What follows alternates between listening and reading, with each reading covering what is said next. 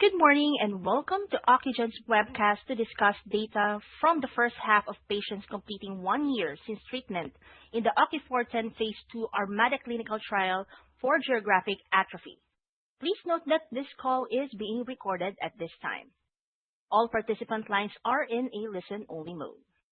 Following the speaker's commentary, there will be a question and answer session. Joining on today's webcast are Dr. Shankar Musunuri, Chairman, CEO, and Co-founder, Dr. Huma Qamar, Chief Medical Officer, and Dr. Arun Upadhyay, Chief Scientific Officer, along with distinguished clinical trial investigators. Dr. Jay Chablani, Dr. Arshad Kanani, and Dr. Lela Vechzovic, as this webcast is being recorded. A replay with the accompanying slide presentation will be available on the website. Thank you.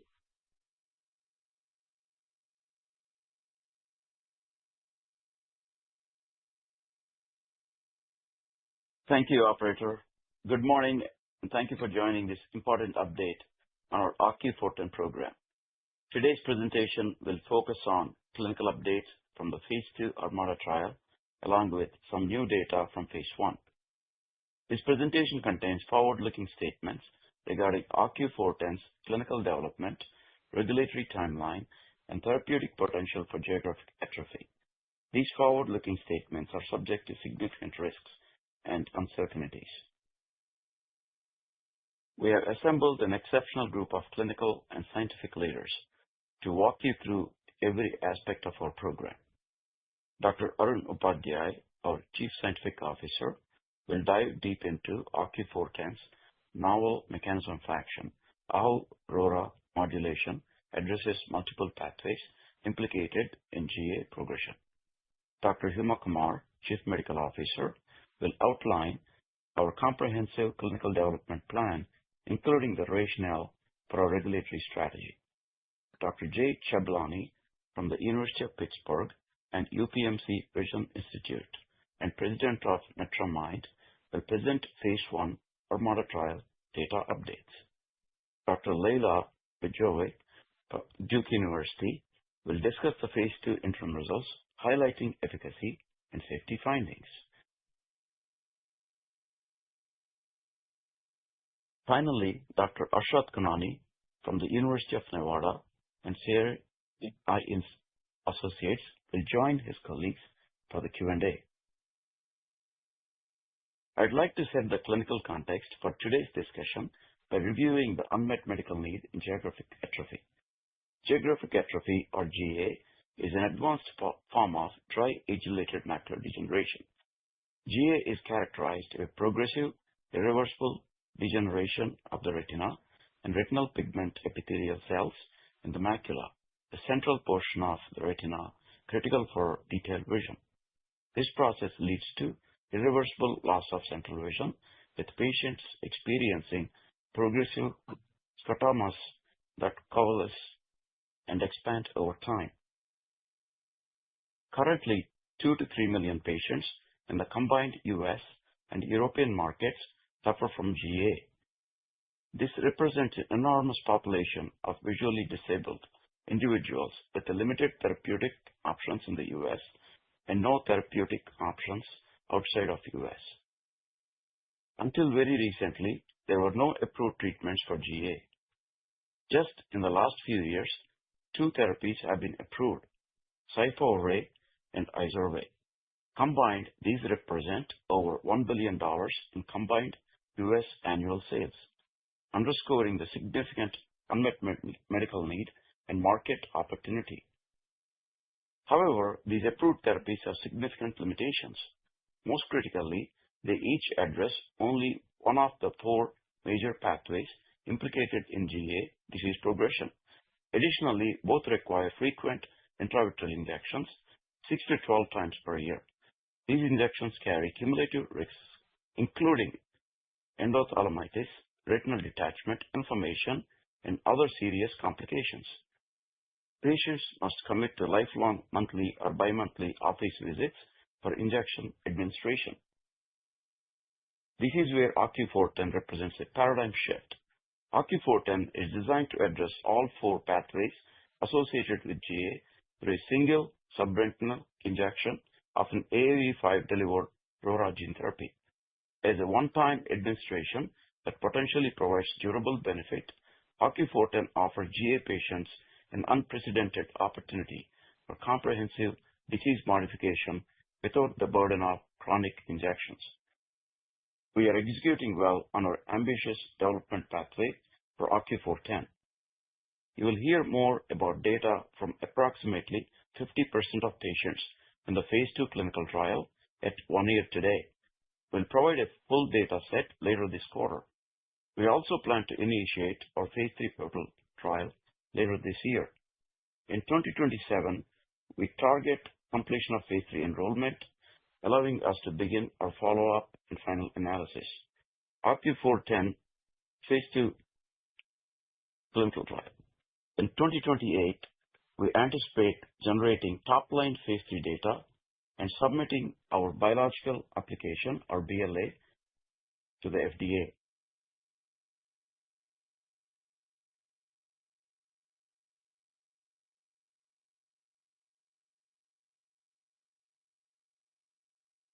Now, I will hand it over to Arun. Arun? Thank you, Shankar.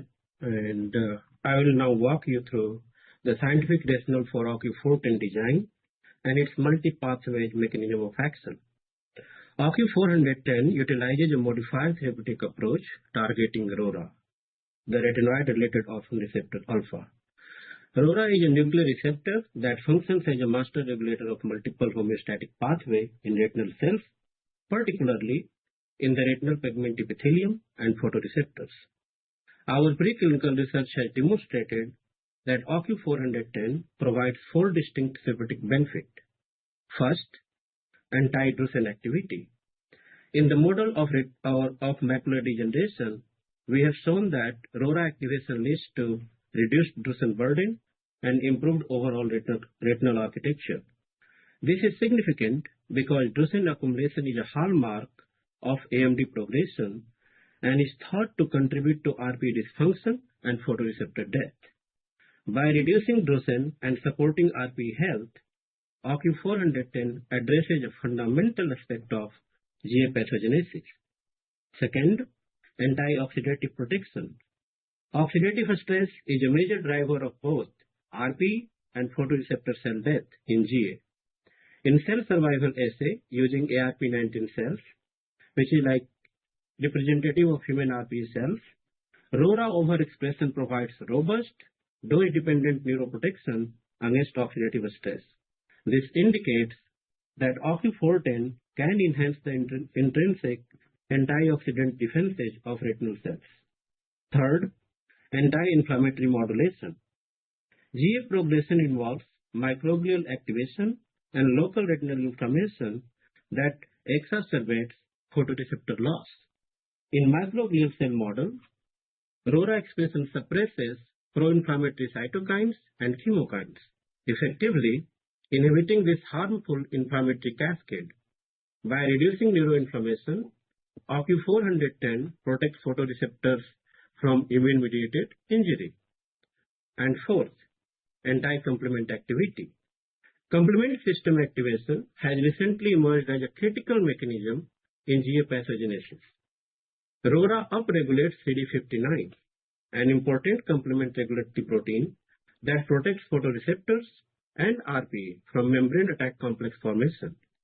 This prevents complement-mediated cell death, another key pathway in GA progression. What makes OCU410 particularly innovative is that it targets these 4 convergent pathways with a single therapeutic intervention. Rather than blocking one mechanism, as the existing approved therapies do, OCU410 simultaneously addresses multiple critical disease mechanisms. This multi-pathway approach has the potential to provide more robust and potentially more durable therapeutic benefit. Now to Huma. Huma? Thank you, Arun. The phase 1 ArMaDa trial was conducted as an open-label dose escalation dose-ranging study designed primarily to assess the safety and tolerability of OCU410 in patients with geographic atrophy secondary to dry age-related macular degeneration. The trial enrolled a carefully selected patient population with documented GA, and we implemented a rigorous dose escalation protocol with formal safety monitoring at each stage. The dose escalation schema utilized a 1:1:1 randomization and included 3 cohorts. The low-dose group received 2.5 into 10 raised to power 9 Vg per ml and 200 microliter. The medium dose group received 5 into 10 raised to power 10 Vg per ml and 200 microliter, and the high dose group received 1.5 into 10 raised to power 11 Vg per ml in 200 microliter. Each cohort consisted of 3 patients. Importantly, after treating each dose cohort, we convened our Data and Safety Monitoring Board for formal safety review at 4 weeks post-injection before proceeding with dose escalation. This rigorous DSMB monitored approach ensured that we identified any safety signals early. For primary endpoints, we assessed safety and tolerability through adverse event monitoring, serious adverse event tracking, and intraocular pressure measurements. Secondary endpoints included structural assessment via indirect ophthalmoscopy and fundus autofluorescence imaging to detect any retinal changes. We also included several exploratory endpoints designed to generate preliminary efficacy signals. These included quantification of drusen volume using spectral domain OCT, careful monitoring for conversion to wet AMD, microperimetry testing using the MAIA device to assess retinal sensitivity, patient-reported visual function using the NEI Visual Function Questionnaire 25, and comprehensive immunological monitoring including humoral and cellular immune responses, as well as viral vector shedding analysis. We did not exclude patients with CNV, choroidal neovascularization in the fellow eye. This allowed us to treat a broader patient population while maintaining rigorous monitoring for treatment-related exacerbation of wet AMD. I will now turn the call over to Dr. Jay Chablani, one of our clinical trial investigators, who will review the safety and efficacy updates from phase 1 portion of the study. Thank you, Huma. OCU410 phase 1 enrolled 9 elderly AMD patients with asymmetric disease. Study eye 47 letters BCVA versus fellow eye 60 letters with a baseline lesion size ranging between 7.7 to 8.2 millimeters square, choosing the eye with worse visual acuity to receive treatment. No cases of ischemic optic neuropathy, vasculitis, endophthalmitis, or choroidal neovascularization were observed, representing a relatively safe and tolerable profile for OCU410 among the doses tested. This favorable safety and absence of serious inflammatory or ischemic complications support advancement to phase 2 with dose escalation and expansion studies to study efficacy. OCU410 treatment demonstrated a 20.2% reduction in geographic atrophy lesion growth at 12 months compared to untreated fellow eyes. This intra-patient comparison leverages the asymmetric disease model as an internal control, excluding 3 subjects, 2 with foveal detachment during surgery, 1 high-dose patient with loss to follow-up, and this helped us to determine the treatment effect. The 20.2% relative reduction in lesion progression rate represents a meaningful early efficacy signal suggesting OCU410 slows GA progression. The most striking finding from phase 1 trial is the preservation of photoreceptor structure in treated eyes as measured by spectral domain OCT. At 12 months of follow-up, we observed OCU410 treated eyes demonstrated 60% slower loss of the ellipsoid zone, which is a structural exploratory endpoint for this study, ellipsoid zone compared to untreated fellow eyes. The EZ, that is ellipsoid zone, represents the inner segment, outer segment junction of photoreceptors as visualized on spectral domain OCT imaging.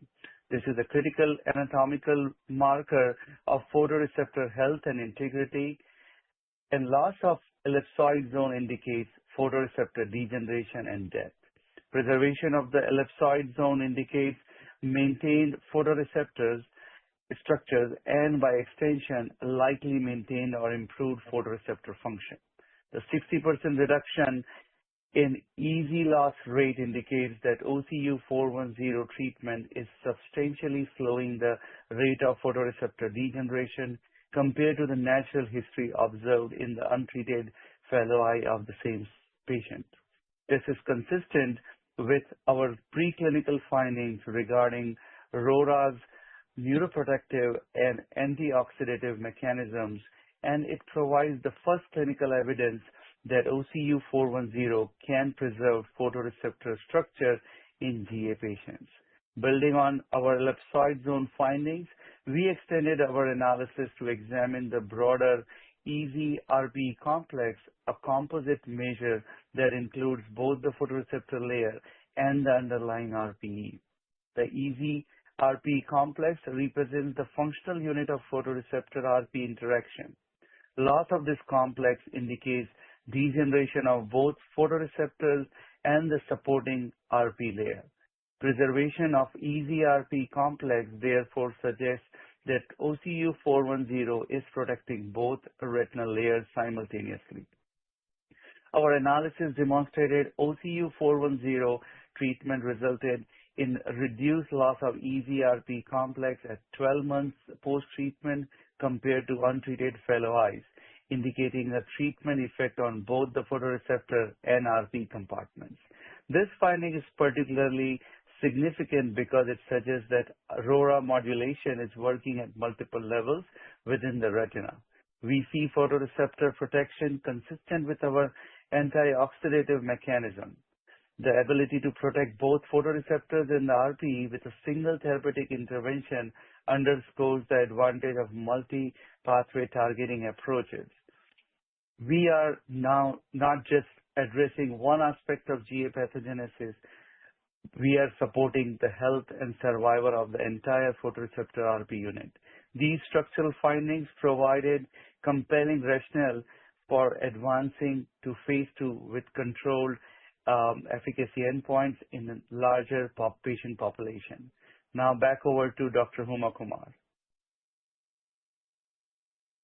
Having established the safety profile and observed promising structural preservation signals in phase 1, we advanced to phase 2 to assess OCU410's efficacy in slowing GA progression. The phase 2 trial employed a randomized control design with 1:1:1 randomization, enrolling a total of 51 patients across 3 groups: high dose, medium dose, and an actual control. The control group, medium dose, and high dose treatment group all included 17 patients.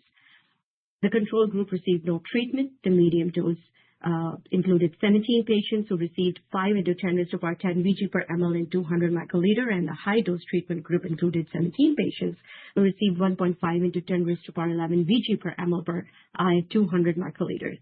Safety monitoring remained rigorous, with data and safety monitoring board reviews conducted at 4 weeks post-injection for both initial and subsequent cohorts. A primary efficacy endpoint was change in GA lesion size, quantified in square millimeters using fundus autofluorescence imaging. The change in lesion size from baseline to 12 months represents a direct measure of disease progression or stabilization. The rationale for lesion size as the primary endpoint is well established in ophthalmology. GA lesion size measured by FAF correlates strongly with functional decline and visual disability. This endpoint has been adopted by regulatory agencies for GA trials. Secondary efficacy endpoints included change in low luminance visual acuity, a functional measure of vision from baseline at 12 months. I will now pass the call to Dr. Leila Vitsovic. Thank you, Huma.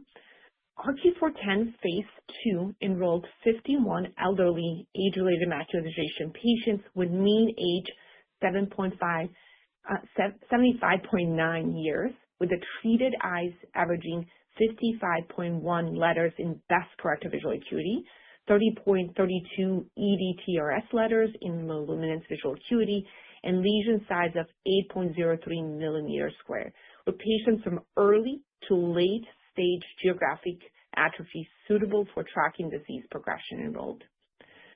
OCU410 demonstrated a clean, safety profile with no choroidal neovascularization, retinal vasculitis, intraocular inflammation, or serious and severe adverse events.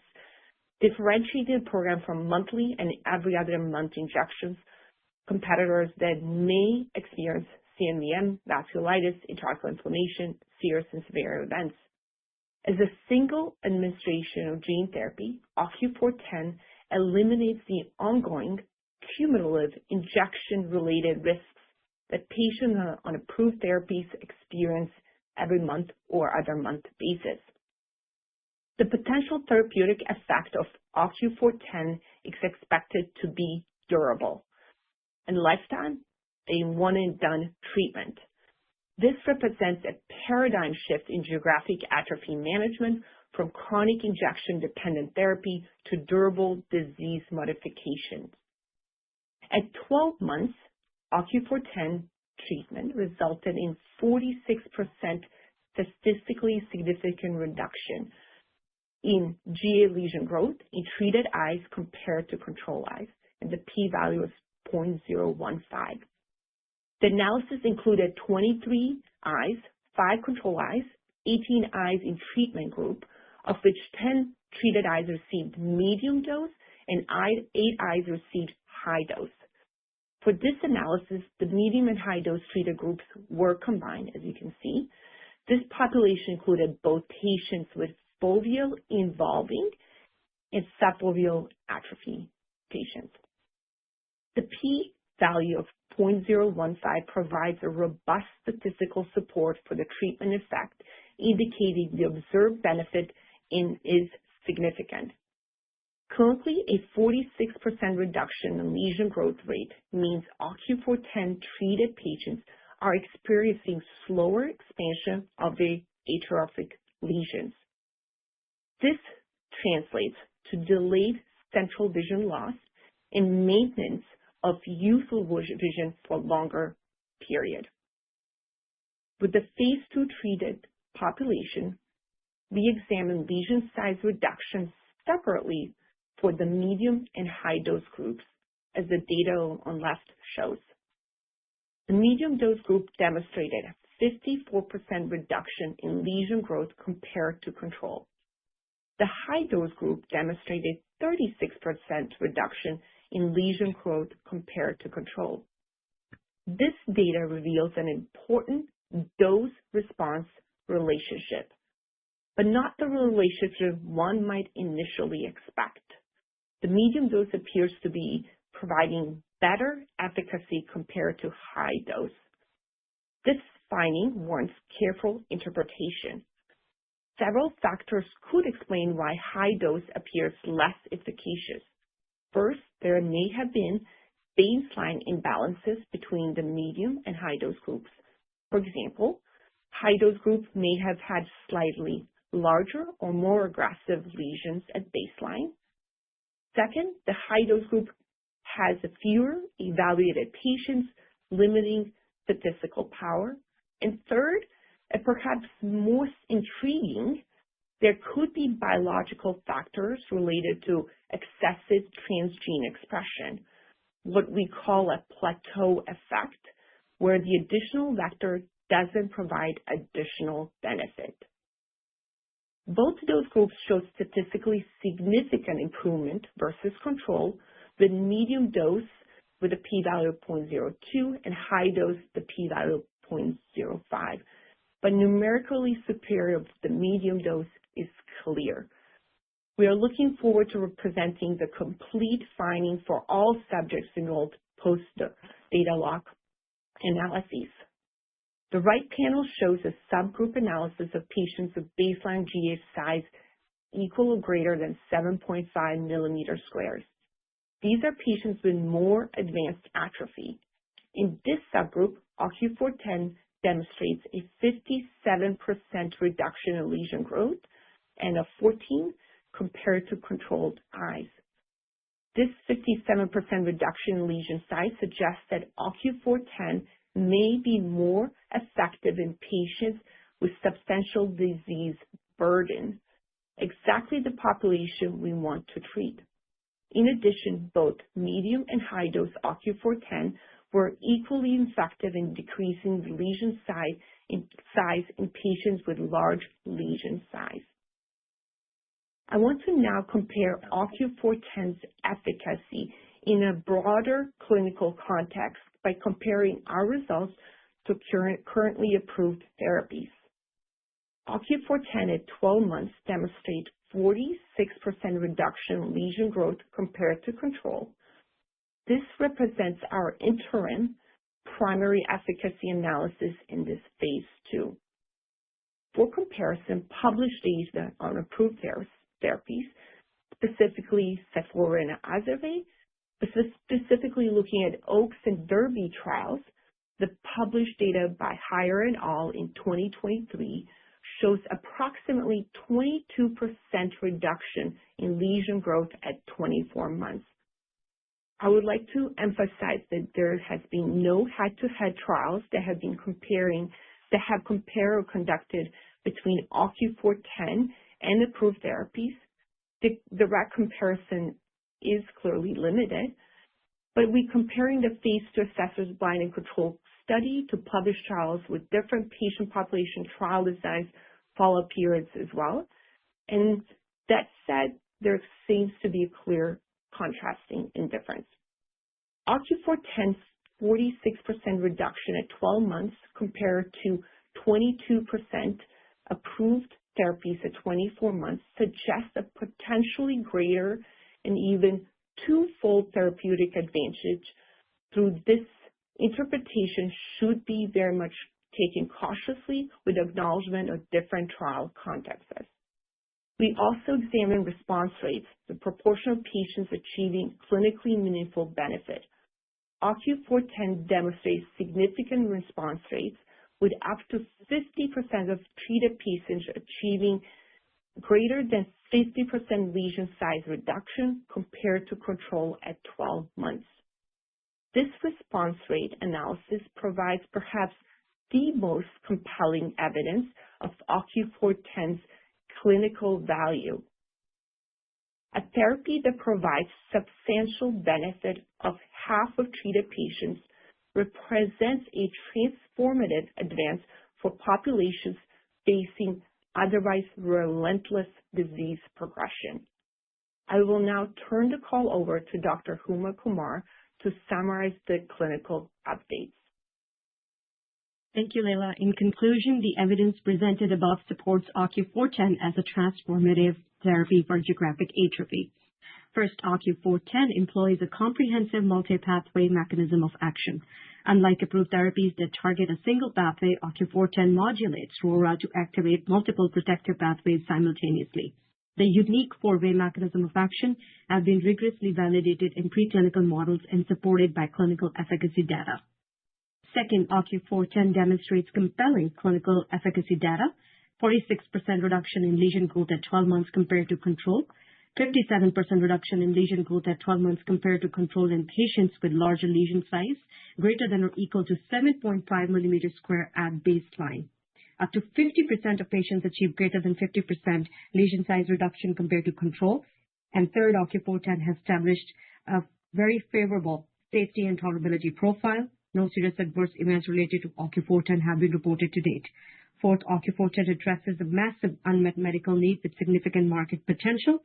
An estimated 2 to 3 million GA patients in the US and EU with limited treatment options and potential one-time definitive treatment versus a lifetime of monthly or bi-monthly injections for approved therapies. And multi-pathway targeting mechanism offering potential for more durable and comprehensive disease modification. Before I open up the Q&A, I would like to ask Dr. Arshad Khanani a question based on what we have all seen today.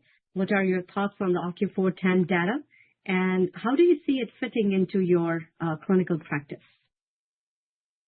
Thank you, Huma. Good morning, everybody. Congratulations to you, Shankar, and the Ocugen team for this data set.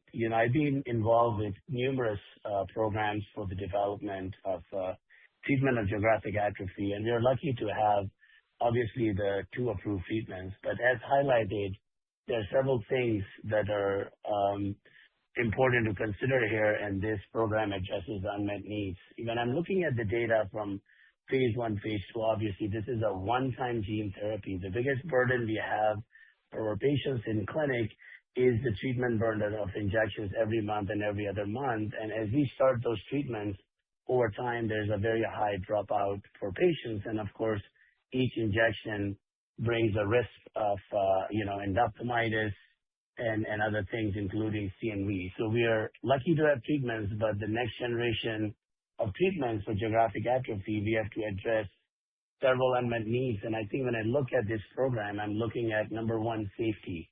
When it's a one-time gene therapy, we need to make sure it's safe. We have not seen any safety signals here. And as you know, subretinal gene therapy obviously does not cause immune responses. And I'm happy to see that we have not seen any intraocular inflammation, any endophthalmitis, or any vasculitis. Number two is efficacy signal. You have a consistent efficacy signal that you can see in phase 1 and, of course, the interim analysis from the phase 2. So that is very important. And, of course, very excited about the ellipsoid zone data that was presented by Dr.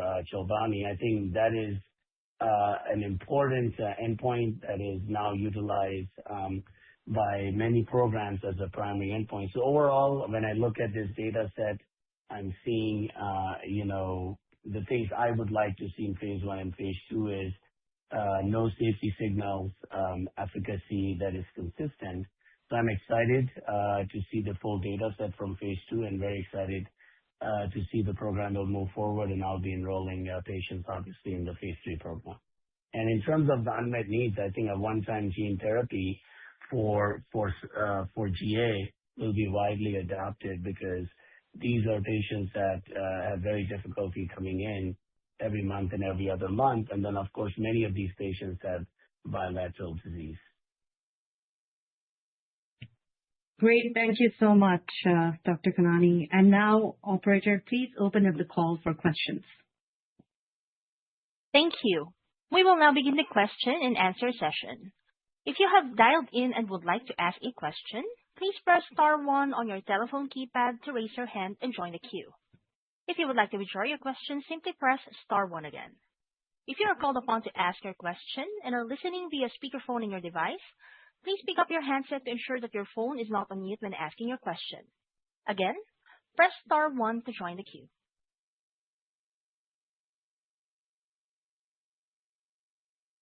And our first question comes from the line of Robert LeBoyer with Noble Capital Markets. Your line is open. Good morning. Congratulations on all the data, and thank all of you for those comprehensive discussions and explanations about the mechanism and the data. One of my questions has to do with the EZ zone, and I was hoping you could give a quick review of the biology there, the effects you've seen, and the significance, and perhaps if any of the approved drugs have that similar type of effect. Dr. Jay Chablani, the question is for you. Thanks, Huma. Hi, this is Jay Chablani. I am a retina specialist. I have been involved in the analysis of this particular structure, and I have a keen interest in the outer retinal structure. So ellipsoid zone actually represents the key anatomical biomarker of the photoreceptor cells. And photoreceptor cells are the one which pretty much does the most of the job to, save the vision. So luckily with our high resolution imaging now, we are able to see this structure, and OCT gives us almost a histological view of the retina. And so it looks, so this structure has been evaluated in many diseases, primarily on macular degeneration, because, the available treatment options have been focused on saving the vision or delaying the progression, but this structure has not been evaluated in any of the trials earlier. Though some post-hoc analysis has been done, but I really admire Ocugen team that they looking at this structure very early in the clinical trial, and we are seeing really fantastic results in phase 1, and we are looking forward to the phase 2 as well as phase 3 in this analysis. So overall, I would say that this is a structure which has been used for approval for the recent implant for macular telangiectasia, which is a different disease than macular degeneration. So it looks like the FDA is very much open for accepting this as an anatomical outcome measure, which will certainly change the way we are looking at the clinical trials and definitely help us to improve our outcomes. One more thing I'll add is that the recent studies which we are doing, they are also showing that this structure is related or correlated with functional vision as well. So which again is something which FDA wants as a functional vision outcome as well. So I think that this will become a very important clinical biomarker. Okay, thank you. That's very helpful. And I also had a question. I agree this is very interesting data, and I'm also looking forward to more of it. Could someone lay out some of the milestones or expected timeframes for additional data?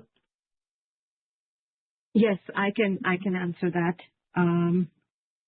So we are anticipating our full data set towards the end of the quarter, and we are also looking at the phase 2 full study report at that time.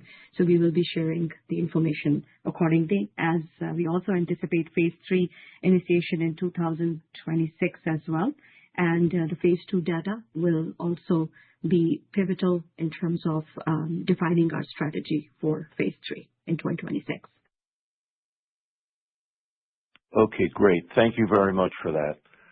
I'll jump back in the queue and let others ask questions.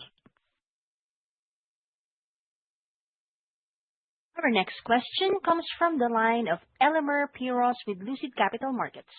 Your line is open. Yes, good morning. Congratulations. What I'd like to ask is if you have any idea which dose would you take forward into a pivotal trial. That's my first question.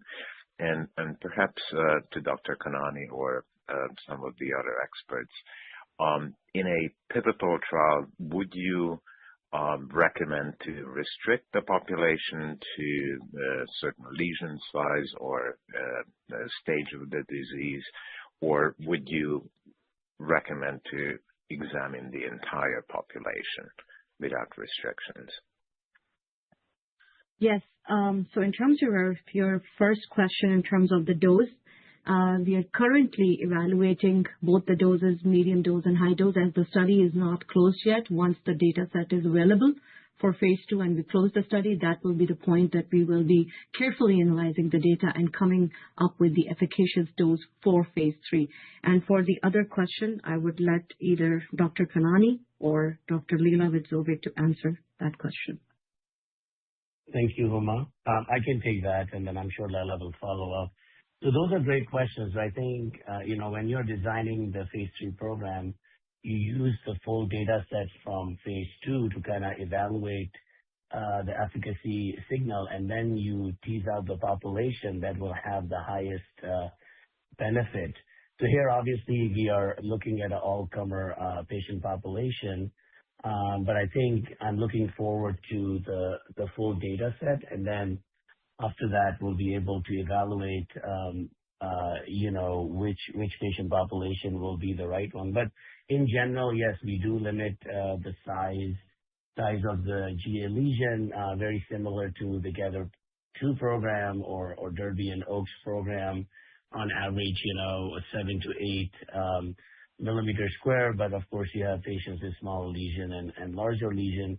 As you know, some programs have all-comer patient population like we have here, where you have foveal and non-center point involving patients, while others like GATHER2, we only had non-center point involved patients. So I think those are really, really good questions, and I think we'll be able to refine those criteria after we have the full data set. But the way we are looking at this data set, this analysis clearly, these interim results clearly show that there's a benefit that appears to be on average in most patients, which is actually very good news. But I think once we have the full data set, we'll be teased that out for you. Lela, anything from you?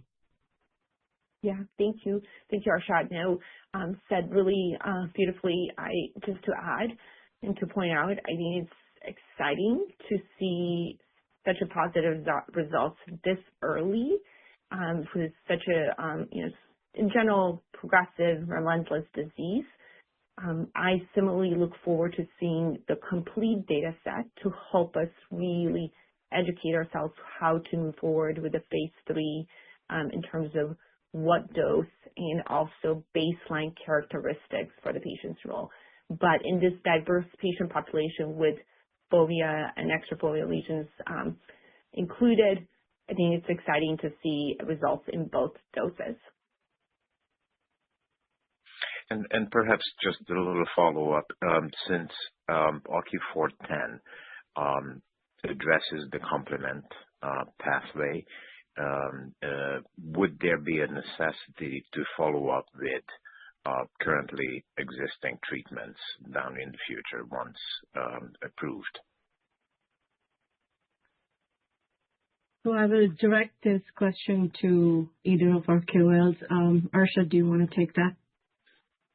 Yeah, can you rephrase that? Are you asking about that the comparator will have to be an approved treatment? Is that the question? No, just think. I mean, in the future, once 410 is approved, is there a rationale to further treat once the gene therapy is applied with complement inhibitors, currently approved drugs, since OCU410 already addresses the complement pathway? Yeah, that's a very good question. I mean, I think the efficacy we are seeing, with this program is in line or superior based on, phase 1 or phase 2 interim data compared to what we have currently. So I think the goal here is that this will be a one-time gene therapy that will obviously deliver a similar efficacy or better efficacy without the burden of injection. So I don't think at this stage I would think that we will need to add complement inhibitors on top after giving this to patients. But obviously, real world, many different things happen. But I think the hope here is that we'll be able to decrease the treatment burden for our patients significantly with this one-time gene therapy modulating complement pathway and, of course, other pathways as you saw earlier. Thank you very much. Next question comes from the line of Swayampakula Ramakanth with H.C. Wainwright. Your line is open. Thank you. Thanks, Ocugen team, for doing this for us this morning. Couple of quick questions. So, for the physicians online, you were stating that with the current therapies, it could potentially become burdensome. That adoption with the current therapies could wean off over time. So when 410 comes to the market, would you consider this as the first therapy for a patient who comes in with this indication, or would you wait to see how patients react to the currently approved therapies before giving the gene therapy? I'm just trying to figure out, is there going to be a sequencing thing, or you really don't need sequencing based on the safety and efficacy that you're seeing with 410?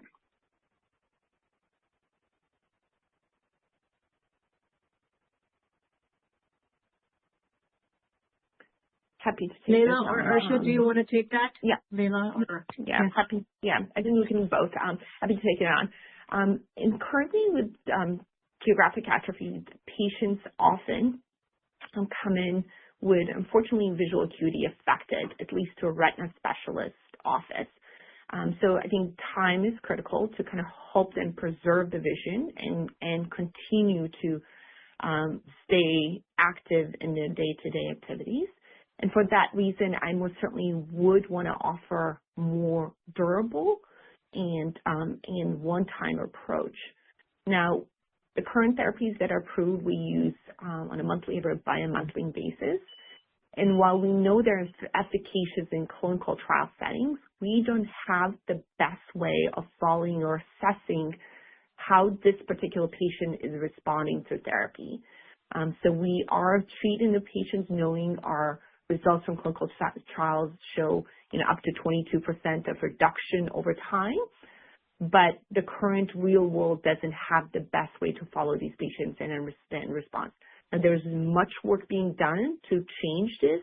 Lots of software analysis from various companies are on the way and most likely will be available in the future, but not currently. And then to kind of summarize my answer, I would love to kind of just start with an approach that solves it, so to speak, for the patient and it provides durable option. Once the disease is diagnosed, and we most certainly see visual acuity affected. Yeah, and I would like to add to what Lala was saying is that, I'm a treater. I use complement inhibitors in my practice, and I'm implementing them earlier and earlier to preserve, central function and then to slow down the growth of the lesions. But what is the hope that I give to my patients that come in? I say, this is the first generation of treatments. We are lucky to have them, but we have other treatments coming down the pipeline. And in the future, just like what happened with wet AMD, we went from PDT to anti-VEGF, and then we went from monthly anti-VEGF to bi-monthly, and then every 3 to 4 months, and then now we're looking at possible 6 months with TKI. So what I'm telling my patients is that, we have more durable treatments coming in. Let's hold as much retinal tissue saved as I can now.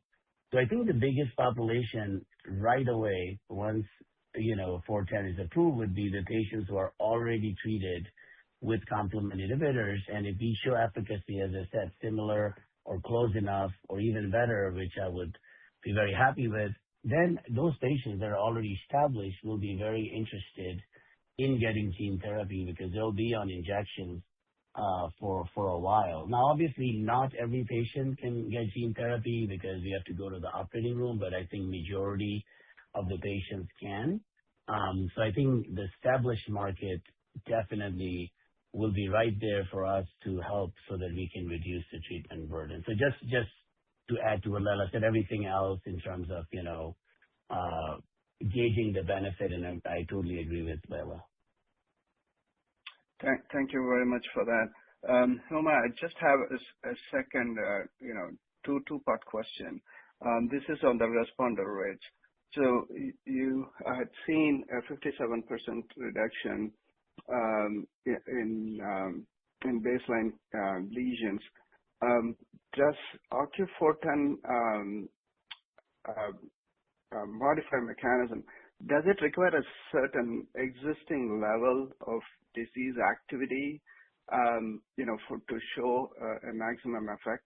And also on the 50% responder rate, did you get to characterize the non-responders, in terms of either genetic markers or baseline, inflammatory profiles or any such thing that could help us understand why we are not seeing as much response as the ones that responded? No, the answer is no and no to both.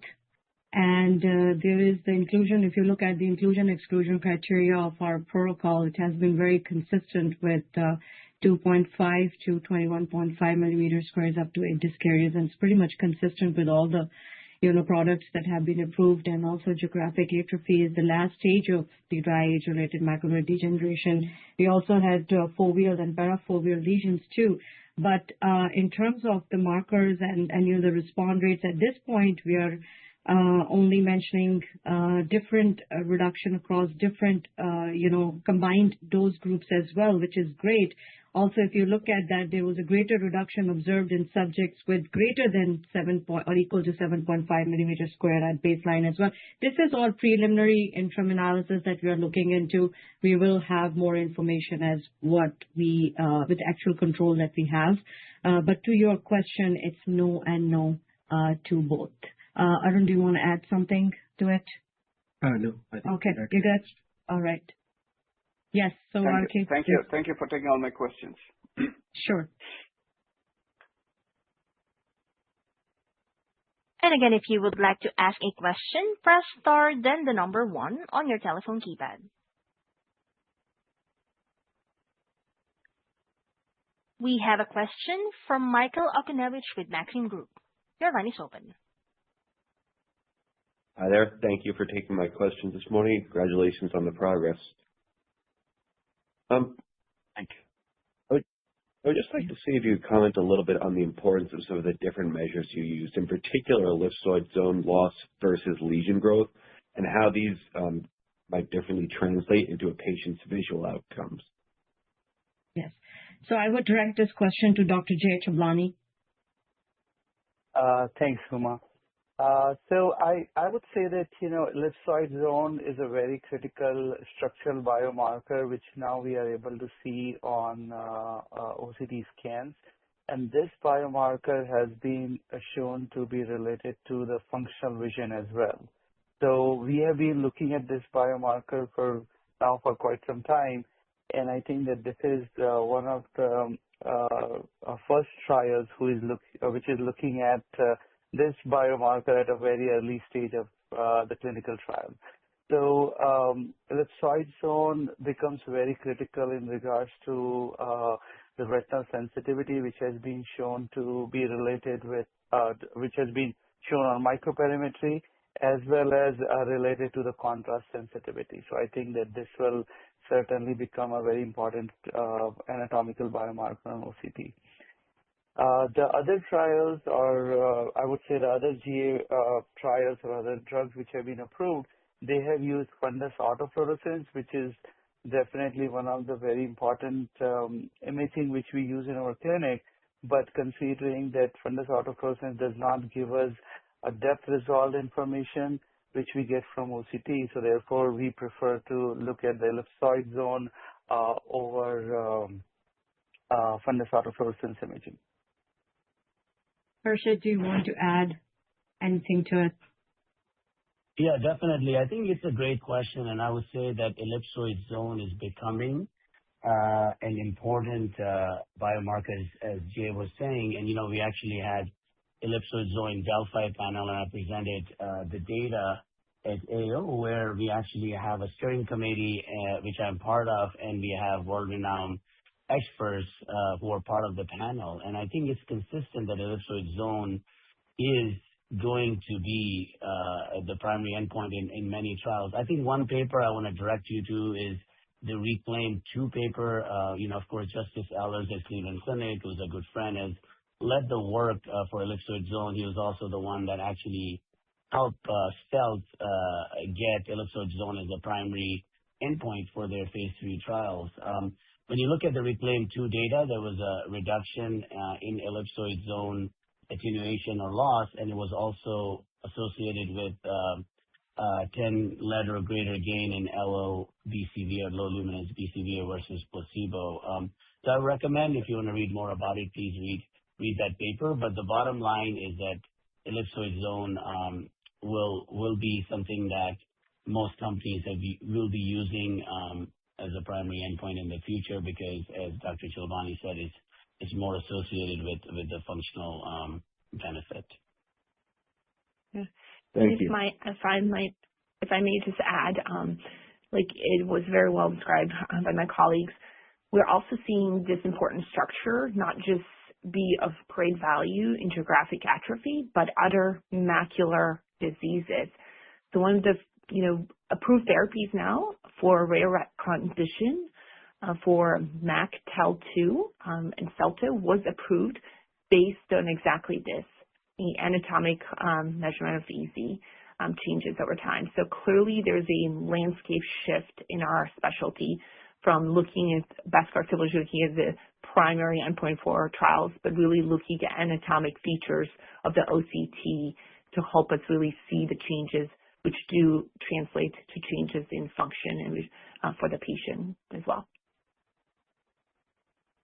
Thank you. And then I just would like to see if you could help me understand the decision to select 50% lesion size reduction versus control as the threshold for the responder analysis. Is that the meaningful threshold, or could something less like 20% still be significantly meaningful for these patients? No, this is Arun Upadhyay. So if you look at approved therapy and with just like, around 20%, reduction in lesion growth has been the basis for approval. So we just wanted to look at our interim data, setting various cutoff and see how this patient population responding. So it is not that we need to have a 50% to demonstrate significant, but what we are highlighting that with this therapy, even close to 50% patients are, subjects are responding more than 50% reduction in lesion growth, which is really remarkable and compelling at this stage. So we can think of this as a very high target, is that? Yeah. And I think from clinical perspective, if I may add, we are talking about differences between monthly or bi-monthly injections for our patients, elderly patients, versus potentially doing a one and done approach. I think that has to be taken into context as well, because the burden treatment of getting monthly or bi-monthly injections, especially at that age group, is quite troubling, and most patients can't keep up with such a frequent injection volume. Yeah, I agree. And I think the key is, as a clinician, if you have an approved gene therapy, even if it's less efficacious than approved treatments, let's say it's 18 or 15, obviously we are seeing better here, but I think it brings value.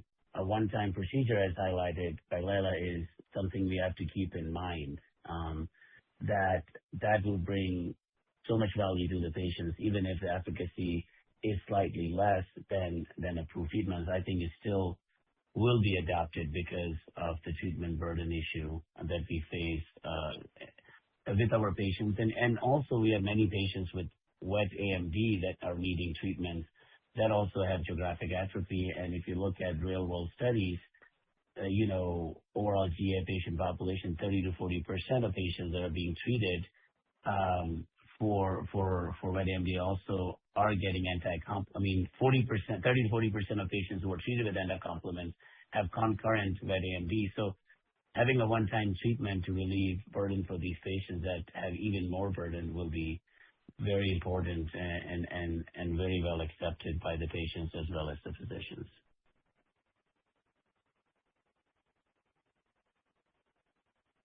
Thank you very much for taking my questions. This concludes the Q&A portion. I will now turn the call back over to Chairman, CEO, and Co-founder, Dr. Shankar Musunuri. Thank you. Looking forward, our regulatory path is clear. We anticipate phase 3 initiation in 2026 using the safe and efficacious dose as established from phase 2 ArMaDa trial post-database lock. With successful phase 2 outcomes, OCU410 has the potential to become a paradigm-shifting therapy for geographic atrophy, offering GA patients a durable, well-tolerated, one-time gene therapy that comprehensively addresses the multiple pathways driving disease progression. Thank you for joining us, and have a great day. Ladies and gentlemen, that concludes today's call. Thank you all for joining, and you may now disconnect.